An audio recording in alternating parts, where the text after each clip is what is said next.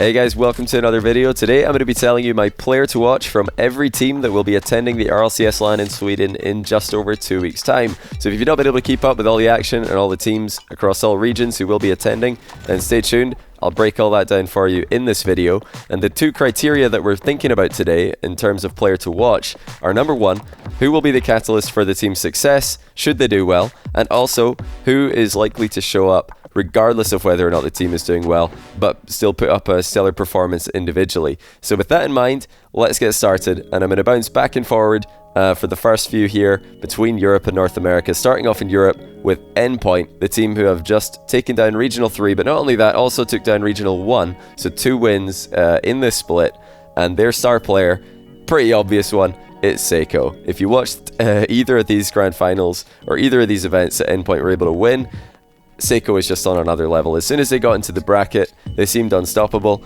and should Endpoint succeed, it will be off the back of this guy's offense. If he, even if Endpoint don't succeed, you're guaranteed to get some bangers out of this guy. He's definitely going to be in some goal of the day, goal of the tournament lists, and that's why Seiko for me is the player to watch from Europe's #1 seed, Endpoint. So now let's go to North America's #1 seed, that's NRG. Now the obvious one, and the one that I think everybody's going to be thinking of, is Justin. Surely Justin's the player to watch. He's the guy who scores most of the cool goals for this team, and he's had several stellar LAN performances in the past for NRG. Now while I think he is going to be one of the players to watch, I think for me the #1 player to watch for NRG right now is actually G. And that's because he has just been simply more consistent than Justin throughout this split, and I expect him to be at a very, very high level coming into this LAN, even if NRG don't get the win, because I'm pretty sure that's all that their fans will be satisfied with. And not only that, Garrett has also been putting up some really impressive goals, some really impressive performances, really just rivaling Justin on this roster recently for the spotlight. So back over to Europe, and let's go to the second seed, Dignitas. This one I think is another obvious one, and it's going to be Jarias. Jarias, much like Seiko for Endpoint, often steals the spotlight for goal of the day, goal of the tournament, and if you've caught any of the European events that he's taken part in this season, you'll absolutely know what I'm talking about. He's finally found a way and a team that he can perform to the absolute highest level in with Dignitas, Jarias, and with Dignitas, Jack, and Scrub alongside him. All of you who followed Jarias 1's career will know that he has always had this in him, and it was only a matter of time before he'd be able to produce that kind of incredible play in 3v3 as well. It's finally happening. Jarias, I expect, will be the player to steal the show, and maybe not just for Dignitas but for the entire event in Sweden. So back over to NA, #2 seed G2. The player to watch for me has to be Chicago. He's been unbelievably consistent for the team throughout the split. He has been not only a force in the midfield and in just bullying other teams with his aggression, but also backing up his teammates. And I think that needs to be something that Chicago produces if G2 are going to have any success in Sweden. You can also mention Dries in this topic. If Dries doesn't perform consistently, this team is going to have no chance. But Chicago is the same in that regard, but also I think has a higher pop-off potential, and that's why for me he has to be the player to watch for G2 coming into the LAN in 2 weeks. So back over to Europe, Team BDS, another pretty obvious one, Monkey Moon, the all-star player on this team, the guy who was called best in EU, best in the world for much of last season. He is going to need to get back up to that level if BDS are going to get a win, as they haven't yet won anything in RLCS this season. They finished second place in the first LAN. They finished in the semi-finals of the following two, and that's not the kind of consistency that they were hoping for. It's consistent, but last season they were consistently winning, and it was off the back of Monkey Moon's unbelievable plays and the team as a whole. So Monkey Moon definitely needs to get back up to that level. Based on tweets that we've seen from him recently, it might be some mental kind of block that this team has right now, maybe him personally, but I'm still looking forward to seeing them play in Sweden. Totally deserved after the Rock League that they've produced over the past year, and Monkey Moon, of course, still has it in him to put in an MVP performance should a BDS make a run. So over to North America, and this one might be a bit of a surprise for some of you, but when I'm picking my MVP, or rather picking my player to watch for FaZe, it has to be AJ. First Killer, the player who joined this team at the start of the season, he was all the talk, and you know, why not? He seemed like the best player in North America in RLCS Season X. But actually, since joining the team, AJ has kind of matched First Killer and even surpassed him, I think, at times. And especially in the 2 RLCS events that they made deep runs in, particularly the first event of the season, I think that AJ is the player to watch. He's got some LAN experience under his belt, and if he doesn't show up, I don't see First Killer being able to solo carry FaZe against the level of competition internationally. Might have been possible in RLCS Season X with Rogue, but it's gotten a lot harder, and this will be a more stacked event than anything we've ever seen. So it needs to be AJ who steps up for this team.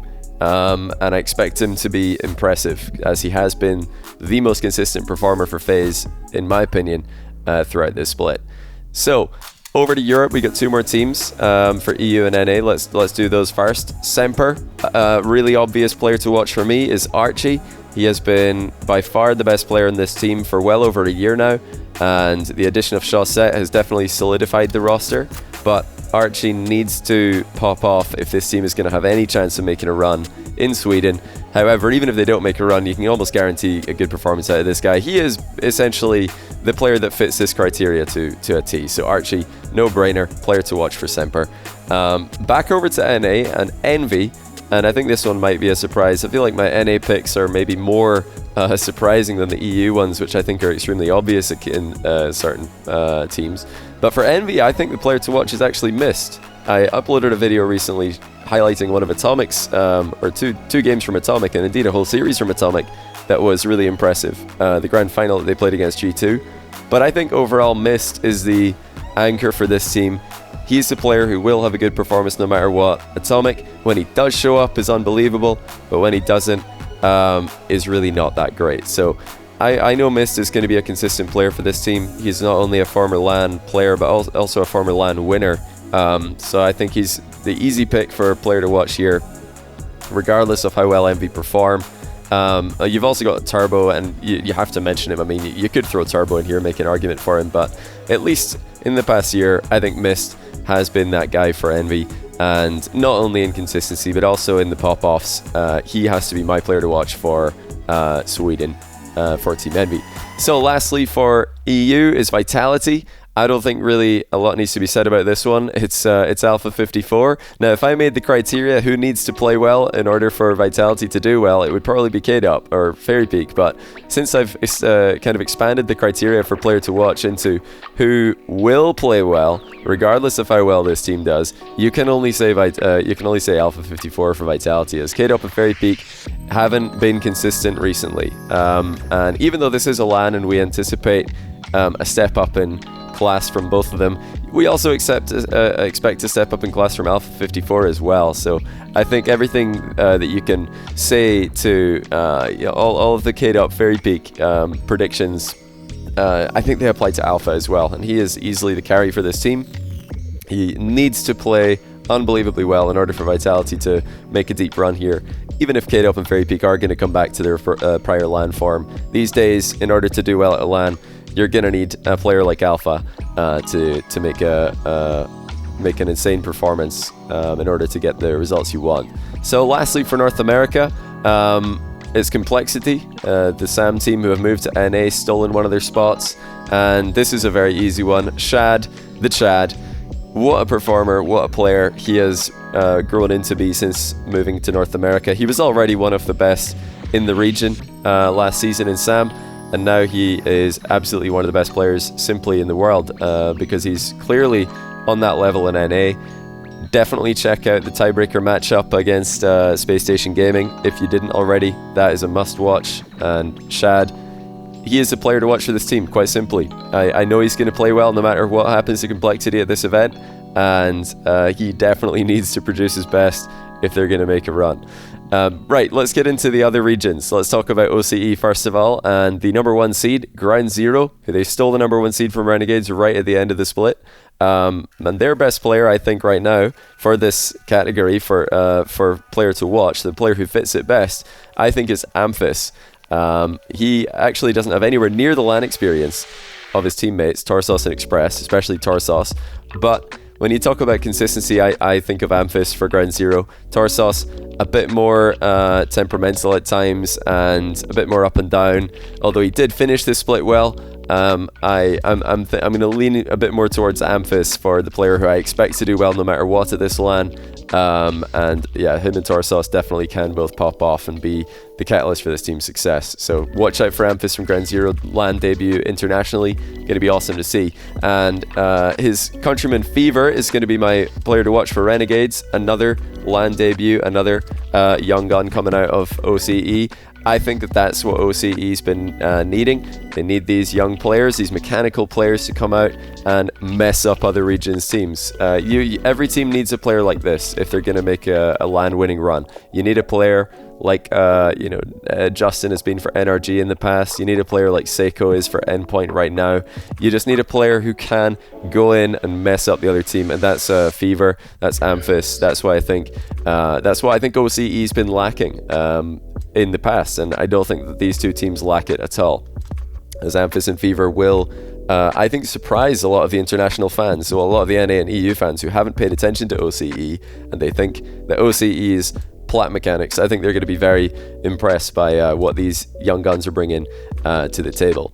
However, for South America, I don't think that they have the same problem as OCE have had in the past. I think that they have not lacked the ability to mess up other teams. I think that they've actually lacked the other thing, consistency. So when I talk about Furia and Era Eternity, the two SAM teams who are going to be going to Sweden, my player to watch isn't going to be the player who I think is going to come in and be the most flashy, be the most difficult to defend against. I think it's going to be the player who is going to be the most consistent, the most solid, and just stop these teams from conceding silly goals as they often have in the past. So first of all, Furia, Card has to be that guy for me. It's between Card and Kaio. Jan in this team is the wild guy who's kind of your Amphis Fever player, but that's not what Sam needs. Sam needs a Card on LAN. They need him to bring all of his LAN experience. He's called King Card for a reason. He needs to really show up for this team in order to do well. Kaio as well, but I'm just going to give Card the very edge, the small edge here when it comes to player to watch. Everybody knows that Sam's got mechanics, but will they be able to show the consistency? Will they be able to show that they can also rotate and defend and match the EU and NA teams in that regard?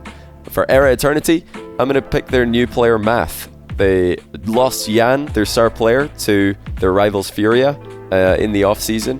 Snip and Astromic picked up Math as their new third, and he is a player who's got LAN experience as well. In fact, former teammate of Card from Furia, and he, for me, has been the most consistent player for the team this split, and I've seen great LAN performance from him in the past, so Math, definitely player to watch for me for Era Eternity. If the South American teams are going to have a chance against the international competition, they will need to defend well. They're going to need to learn a lot in that short boot camp, and I think that they can. As it's a lot harder to go and learn how to triple flip reset and do a bunch of mechanical stuff in a short time frame than it is to look at a replay and see, oh yeah, we just left our net open, let's not do that. So that just leaves us with two teams, and it's firstly the Middle East North Africa team who have qualified as Sandrock Gaming, and as some of you may have heard, Khaled is not going to be there. He's not going to be at the LAN in Sweden. I've talked about it in my streams. I think it's probably ended up in a few of my other YouTube videos, but just in case anybody missed that, Khaled is not going to be at the LAN. Senzo, the substitute and former starter player for this team, is going to be playing. So really exciting news for Senzo, and I expect good things out of this team, even though Khaled won't be there, and it will be Senzo in his place. I still rate Senzo, and I think he's a great player. But that being said, the player to watch for Sandrock is going to need to be TRK 511. Now, TRK, on his old team before he joined Sandrock, kind of played a Khaled role. He was the most defensive player, and he was pretty much always behind the ball when his team's defending, making clutch saves. But then he obviously has got such unreal mechanical ability in offense that as he joined SRG, he's been able to move further up the field and really shine in that element of the game as well. But now that Khaled isn't going to be at this LAN, it's Senzo in his place, I think TRK is going to need to come back a little bit more. Again, he's going to need to do what he used to do in his old team Falcons. He's going to need to be that main defender, and I think he will be able to do that, because even though we've not seen him do that too much in this online portion of the season with Khaled playing alongside him, I've seen it plenty from him in the past, and I think he's gonna really shock a lot of people who haven't been paying attention to the MENA region, and I think he's gonna be just an absolute terror for the teams that he plays against. Look out for TRK, look out for Sandrock. And that just leaves us with, last but not least, Tokyo Verde. And of course, we've got to talk about Realize, the legend of the Japan Rocket League scene. He's been around for years. He's been around since the very start, pretty much, of the game, and finally gets to play at an RLCS LAN. Not his first international LAN, though. He did play at DreamHack Montreal. His team did get 0-3'd out of that, but it was great to see them get some experience under their belt, and that's valuable. You know, I think that the experience that this guy's got, not just with international LAN experience in the past, but also just so much competitive experience, is really going to help them.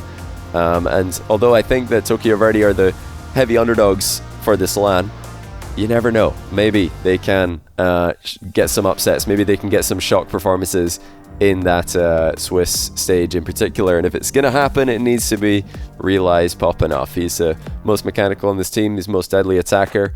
He's got to show up if this team's going to do well. But congratulations to them for making it through. They had a tough way to qualify, having to take the one spot from the APAC region by beating Pulse in the playoffs between APAC North and South. Really exciting to see this finally be taking place. It's been a long time.